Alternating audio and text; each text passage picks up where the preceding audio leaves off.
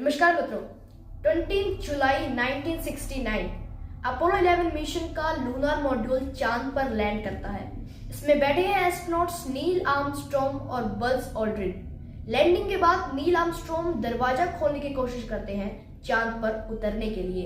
ये दरवाजा खोलना कोई इतना आसान नहीं था क्योंकि प्रेशर बहुत ज्यादा था, लेकिन थोड़ी स्ट्रगल के बाद ये खोलने में सक्सेस रहते हैं। फिर अपने भारी से स्पेस सूट के साथ ये बाहर निकलते हैं और चांद पर उतरने की कोशिश करते हैं। निकलने की जगह इतनी ज्यादा नहीं थी तो अनजाने में ऊपर से लूनर मॉड्यूल का एक टुकड़ा टूट जाता है। इन दोनों को इसके बारे में पता नहीं चलता क्योंकि वहाँ कोई हवा नहीं है, तो कोई आवाज ट्रेवल नहीं कर सकती, बिकॉज इन्हें कोई आवाज सुनाई नहीं देती। लेकिन ये जो टुकड़ा टूटा था ये एक बहुत ही जरूरी पीस था।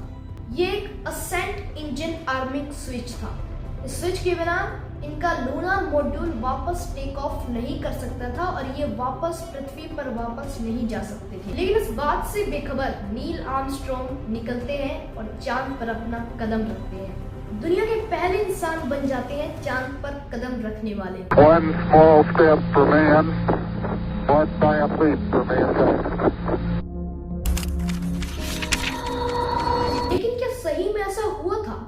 आज 50 से भी ज्यादा सालों बाद कुछ लोग ये मानने से ही इनकार कर देते हैं कि इंसान चांद तक गए थे।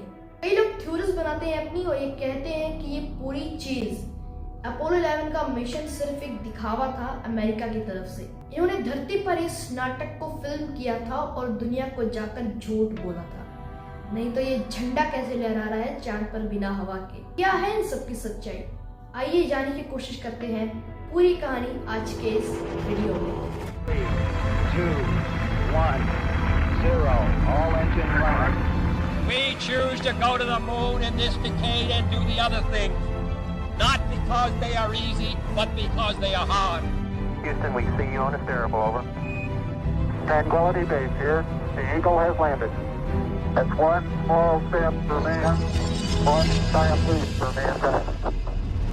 दोस्तों, शायद आप हैरान हो जाएंगे ये जानकर कि इस अपोलो 11 मिशन को प्लान करने के पीछे असली जो वजह थी वो थी एक वॉर। स्पेसिफिकली कहा जाए तो कोल्ड वॉर, जो अमेरिका और सोवियत यूनियन के बीच में चलने लग रही थी।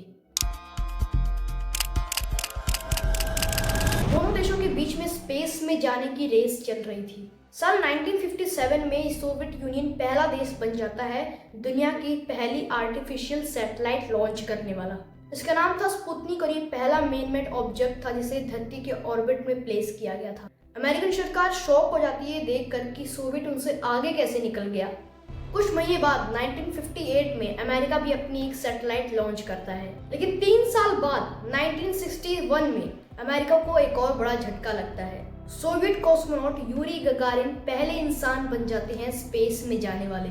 एक बार फिर से सोवियत ने अमेरिका को पीछे छोड़ दिया। इसके सिर्फ एक हफ्ते बाद जो प्रेसिडेंट थे अमेरिका के, जॉन एफ कैनेडी, वो अपने वाइस प्रेसिडेंट को एक लेटर लिखते हैं 20 अप्रैल 1961 को। पूछते हैं उसे कि आखिर में कैसे हम सोवियत यूनियन को हरा सकते हैं। इसका जवाब उन्हें कुछ ही दिनों में मिल जाता है क्योंकि जल्द ही वो रियलाइज करते हैं कि अगला बड़ा कदम इंसानों का होगा चांद पर भेजना। 25 मई 1961 को ये अपने फेमस भाषण में पूरी दुनिया के सामने वादा करते हैं कि दशक खत्म होने से पहले हम इंसानों को चांद पर भेज देंगे। और इतना ही नहीं, जो इंसान चांद पर जाएगा उसे ये सेफली वापस धरती पर भी लाएंगे। Before this decade is out, of landing a man on the moon and returning him safely to the earth. बहुत से लोगों के लिए एक अनबिलीवेबल अनाउंसमेंट थी। साल 1961, इमेजिन करिए दोस्तों, कोई स्मार्टफोन नहीं, कोई इंटरनेट नहीं, जीपीएस की टेक्नोलॉजी तक नहीं होती थी और कंप्यूटर्स इतने पुराने हुआ करते थे। और ऐसे जमाने में ये प्रॉमिस करने लग रहे हैं कि हम इंसानों को चांद पर भेज देंगे। इसके लिए ये अगले 5 सालों में 7 से 9 बिलियन डॉलर एडिशनल फंडिंग देते हैं स्पेस प्रोग्रामों में। पूरी स्पेस एजेंसी इस एक मकसद को पूरा करने के लिए काम पर लग जाती है। टेस्टिंग ऑलरेडी शुरू हो जाते हैं। ऑलमोस्ट हर एक चीज़ों का टेस्ट किया जाता है। अपोलो 1 से अपोलो 10 मिशनों तक टेस्ट किया जाता है। ऑलमोस्ट हर एक चीज़ का टेस्ट किया जाता है और फाइनली जाकर 16 जुलाई 1969 अपोलो 11 मिशन को लॉन्च किया जाता है। 38 ईयर के commander Neil Armstrong, command module pilot Michael Collins और लूनार मॉड्यूल के पायलट एडविन बज़ ऑल्ड्रिन। 3 नाम इतिहास के पन्नों में रचे जाते हैं। इनमें से नील आर्मस्ट्रॉन्ग और बज़ ऑल्ड्रिन तो बड़े फेमस नाम हैं, आजकल इनको हर कोई जानता है, लेकिन माइकल कॉलिंस को कोई इतना जानता नहीं है। क्यों ऐसा, इसके पीछे बड़ा एक इंटरेस्टिंग रीज़न है, आगे आपको वीडियो में बताऊंगा।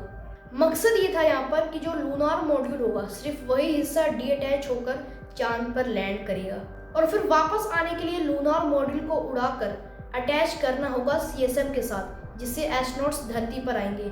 इस पूरे स्पेसक्राफ्ट को लॉन्च करने के लिए एक सैटर्न V5 रॉकेट का इस्तेमाल किया गया और इस रॉकेट को ऑर्बिट तक पहुंचने में 10 मिनट से भी कम समय लगा। उसके बाद इन्होंने अर्थ का करीब 1.5 चक्कर लगाया। फिर इन्हें परमिशन मिल गई मिशन कंट्रोल से। मिशन कंट्रोल धरती पर मौजूद थी। फिर उन्होंने कहा कि धरती के ऑर्बिट से निकलकर मून की ऑर्बिट में स्पेसक्राफ्ट को ले जा दिया जाए। ये सब लॉन्च के 5 घंटे के अंदर अंदर ही हो गया था। इसके बाद एक्चुअली में चांद तक पहुंचने में कई दिनों का समय लगा। इसके बाद 19 जुलाई 1969 को ऑलमोस्ट 4 लाख किलोमीटर ट्रैवल करने के बाद अपोलो 11 का स्पेसक्राफ्ट चांद की ऑर्बिट में पहुंचता है। यहाँ पर उसका काम होता है 2 में स्प्लिट हो जाना। Command and service module lunar module से अब अलग हो जाते हैं। कमांड मॉड्यूल में बैठे थे माइकल कॉलिंस और स्पेसक्राफ्ट के इस हिस्से को निकनेम दिया गया कोलंबिया, और दूसरी तरफ लूनार मॉड्यूल का नाम था ईगल और इसमें बैठे थे नील आर्मस्ट्रॉन्ग और बज़ ऑल्ड्रिन। बात ये थी कि जो कमांड एंड सर्विस मॉड्यूल था इसका काम था कि ये चांद की ऑर्बिट में ही बना रहे, सिर्फ लूनार मॉड्यूल को अलग होकर चांद पर लैंड करना था, यानी कि चांद पर कदम रखने का मौका सिर्फ नील आर्मस्ट्रॉन्ग और बज़ ऑल्ड्रिन को मिलेगा और माइकल कॉलिंस को नहीं मिलेगा। हालांकि वो इस मिशन का हिस्सा जरूर थे, लेकिन उन्होंने चांद पर अपना कदम नहीं रखा था। लेकिन फिर भी देखा जाए जो माइकल कॉलिंस का हिस्सा था इस मिशन में, वो शायद सबसे जरूरी था, क्योंकि फिर बाद में आकर लूनार मॉड्यूल को सीएसएम के साथ अटैच होना था और अगर माइकल कॉलिंस नहीं होते तो नील आर्मस्ट्रॉन्ग और बज़ ऑल्ड्रिन जिंदा वापस नहीं लौट पाते। अब करीब 8 बजे लूनार मॉड्यूल चांद की जमीन पर उतरने जा रहा था। ठीक 8:10 पर एक अलार्म बजने लग जाता है, 1202 अलार्म। 1201, Roger, 1201 alarm. अब ना ही नील आर्मस्ट्रॉन्ग और ना ही बज़ ऑल्ड्रिन जानते थे कि इस अलार्म का मतलब क्या था। मिशन कंट्रोल से पूछते हैं कि क्या करना चाहिए। वो कहते हैं कि इग्नोर करो और आगे चलते रहो। उसके बाद पता चला कि एक्चुअली में वो जो अलार्म था वो एक वार्निंग थी। कंप्यूटर में ऑटोमेटिक लैंडिंग का प्रोग्राम डाला हुआ था, लेकिन करीब 150 मीटर की हाइट पर नील आर्मस्ट्रॉन्ग कंट्रोल खुद से ले लेते हैं। वो नोटिस करते हैं कि लूनार मॉड्यूल जहां लैंड होने जा रहा था उस जगह पर बहुत बड़े बड़े पत्थर मौजूद थे। लैंडिंग की जगह को बदलकर एक्चुअल लैंडिंग से करीब 4 मील दूर एक और जगह को डिसाइड किया जाता है। 8:16 पर बज़ ऑल्ड्रिन फ्यूल का इंडिकेटर चेक करते हैं, सिर्फ 5% फ्यूल बचा है। इतने कम फ्यूल को देखकर मिशन कंट्रोल एक काउंटडाउन इनिशिएट कर देती है। ये काउंटडाउन डिसाइड करेगा कि ये लैंड करे या इस मिशन को अबॉर्ट कर दिया जाए। फाइनली लास्ट मिनट पर सिर्फ 30 सेकंड रह गए थे इस काउंटडाउन में। नील आर्मस्ट्रॉन्ग धरती पर एक रेडियो मैसेज भेजते हैं। Houston, Tranquility Base here. The Eagle has landed. Roger, Tranquility. यानी कि ईगल सक्सेसफुली लैंड हो चुका है। फिर नील आर्मस्ट्रॉन्ग अपना स्पेस सूट तैयार करते हैं, दरवाजा खोलते हैं और चांद पर अपना पहला कदम रखते हैं। Okay, Neil, we can see you coming down the ladder now. इस मूवमेंट को 650 मिलियन से ज्यादा लोग लाइव देखने लग रहे थे टेलीविजन पर। इनके पहले शब्द दुनिया को सुनाई देते हैं। One small step for man, one giant leap for mankind. इनके पीछे बज़ ऑल्ड्रिन भी चांद पर अपना कदम रखते हैं और करीब 2.5 घंटे तक ये चांद की मिट्टी और पत्थरों के सैंपल्स कलेक्ट करते हैं और फोटोज भी खींचते हैं। हालांकि ये बात सच है कि कोल्ड वॉर एक बड़ा रीजन है जिसकी वजह से ये मून लैंडिंग करवाई गई। लूनार मॉड्यूल को करीब 21 घंटे तक चांद पर रहना था, फिर से वापस उड़कर जाकर सीएसएम के साथ अटैच होना था। लेकिन ऊपर जाने के लिए प्रोपल्शन की जरूरत थी, जिसके लिए इंजन चाहिए, और ये दोनों इस बात से बेखबर थे कि नीचे उतरते वक्त इस इंजन को चलाने के लिए जो स्विच चाहिए था वो स्विच ही टूट चुका था। इस चीज की बात मैंने वीडियो के शुरू में करी थी। जब वो वापस लौटते हैं अपने लूनार मॉड्यूल में, तब उन्हें रियलाइज होता है कि यहाँ पर क्या हो गया है। वो मिशन कंट्रोल को उस डैमेज के बारे में बताते हैं और इस प्रॉब्लम का बड़ा ही इंटरेस्टिंग सॉल्यूशन मिलता है। स्विच क्या होता है? स्विच बेसिकली एक इलेक्ट्रिकल सर्किट को वापस जोड़ने का काम करता है। बस ऑल्ड्रिन रियलाइज करते हैं कि अगर वो सर्किट टूट चुका है तो मुझे कोई ऐसी चीज मिल जाए जिसका मैं इस्तेमाल कर सकूं उस सर्किट को वापस जोड़ने के लिए।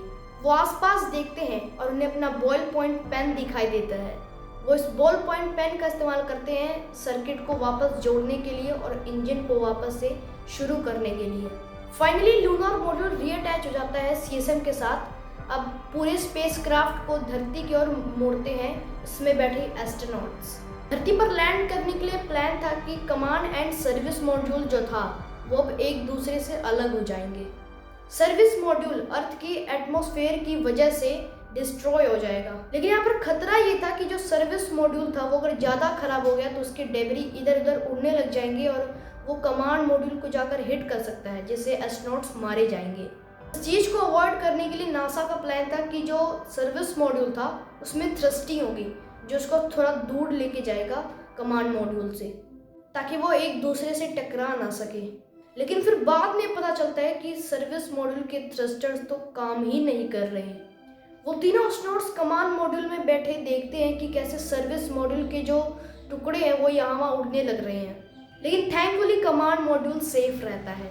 और इस मिशन में एस्ट्रोनॉट्स के मरने का रिस्क बहुत ज़्यादा था, लेकिन थैंकफुली ऐसा कुछ होता नहीं है। कमांड मॉड्यूल सेफली अर्थ की एटमॉस्फेयर से नीचे आ जाता है। पैराशूट डिप्लॉय करते हैं और ये समुद्र में जाकर लैंड करता है। तीनों एस्ट्रोनॉट्स जिंदा हैं, सेफ हैं और समुद्र में इन्हें रेस्क्यू किया जाता है। सही मानों में ये एक चमत्कार था अमेरिका के लिए। ऑलमोस्ट हर एक स्टेप पर उन्हें प्रॉब्लम फेस करनी पड़ी और इन्होंने उन प्रॉब्लम से सक्सेसफुली डील किया। ये मून लैंडिंग पूरे दुनिया भर के अखबारों में छा जाता है। जो यूएस के प्रेसिडेंट कैनेडी ने कहा था कि दशक खत्म होने से पहले हम इंसानों को चांद पर लैंड करवा देंगे, वो नासा ने कर दिखाया। In 1969, the public had little reason to question mankind's historic first step on the moon. After all, the achievement was a celebration of technological supremacy. America had finally won the space race. लेकिन फिर इस झंडे का क्या? जो झंडा चांद पर प्लांट किया गया था वो वेव क्यों करने लग रहा था? इसके पीछे बड़ा सिंपल रीजन है। जिस झंडे को नील आर्मस्ट्रॉन्ग और बज ऑल्ड्रिन चांद पर लेके गए थे वो स्पेशली डिजाइन्ड झंडा था। आमतौर पर झंडे में सिर्फ एक ही वर्टिकल रॉड डली होती है, लेकिन उस झंडे में एक हॉरिजॉन्टल रॉड भी थी झंडे के ठीक ऊपर, जिससे झंडा हमेशा फ्लैट दिखे। अपोलो 11 के मिशन में इस हॉरिजॉन्टल रॉड को एंड तक एक्सटेंड करने में थोड़ी प्रॉब्लम हो रही थी, तो पूरी एंड तक एक्सटेंड नहीं हो पाई, जिससे रिपल्स आ गई, फ्लैग्स में वेव्स आ गई और जिसी कारण से लोगों को लगता है कि ये झंडा लहरा रहा है, लेकिन एक्चुअली में ये झंडा लहरा नहीं रहा है। एक बात तो शायद पक्की कही जा सकती है कि इस दशक खत्म होने से पहले हम इंसानों को दोबारा से चांद पर भेजेंगे। वीडियो पसंद आया होगा तो हमें ज़्यादा से ज़्यादा सपोर्ट कीजिए और फिर मिलते हैं किसी अगले वीडियो में। बहुत बहुत धन्यवाद।